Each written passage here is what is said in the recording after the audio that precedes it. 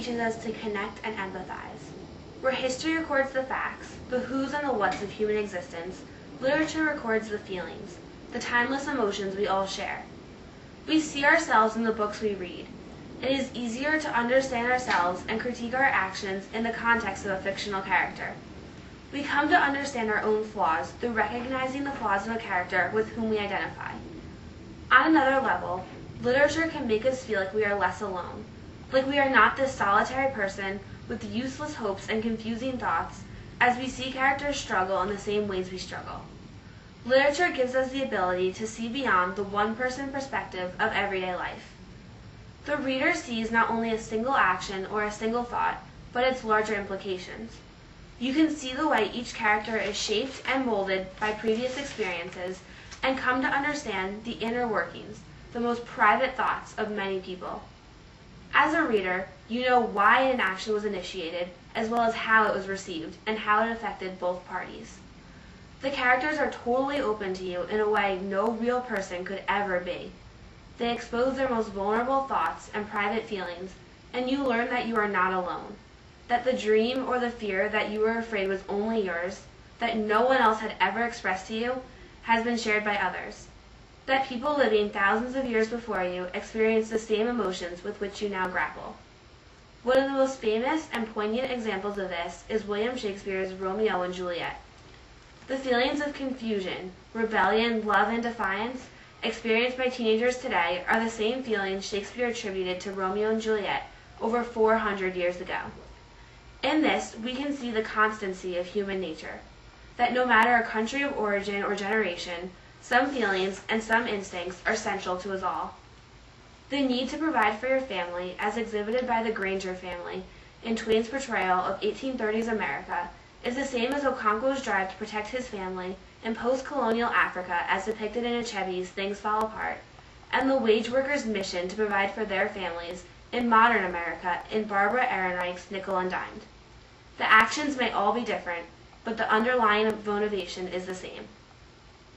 The ability of literature to act like a window into the human experience reminds me of Post Secret, a community art project that has become a global internet phenomenon.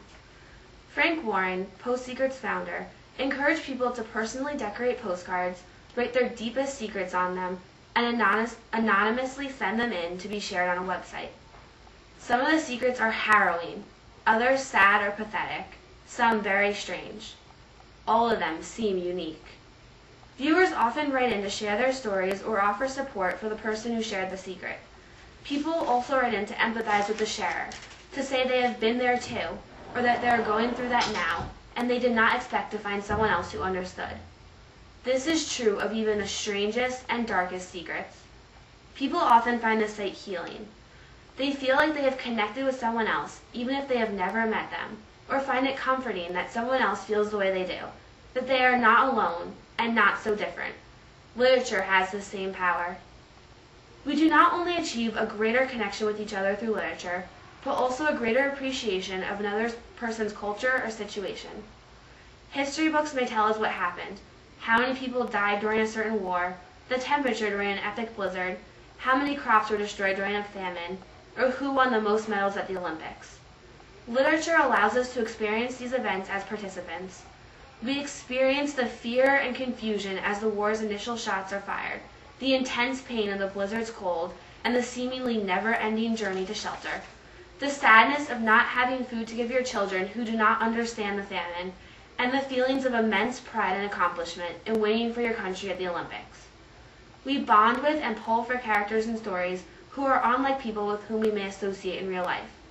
We learn to understand their culture and their ways of doing things. The actions of characters in Things Fall Apart by Chinua Achebe, the mercy killings, and the main character's eventual suicide are hard to reconcile with the basic holdings of our society. Throughout the entire novel, however, the narrator makes sure the reader understands each character's private motivations, and the reader is introduced to the culture of the society, not through facts or data, but through seeing characters make difficult decisions or engage with each other. The reader may not come to accept the culture, but hopefully they will gain some insight into the culture's intricacies and come to understand, and perhaps respect, the unique trials placed upon the different characters by their society. I was reading a book recently called The Bone Woman by an author named Clea Koff. Koff is a forensic anthropologist who worked in the mass graves of Rwanda, Bosnia, Croatia, and Kosovo, identifying victims of genocide.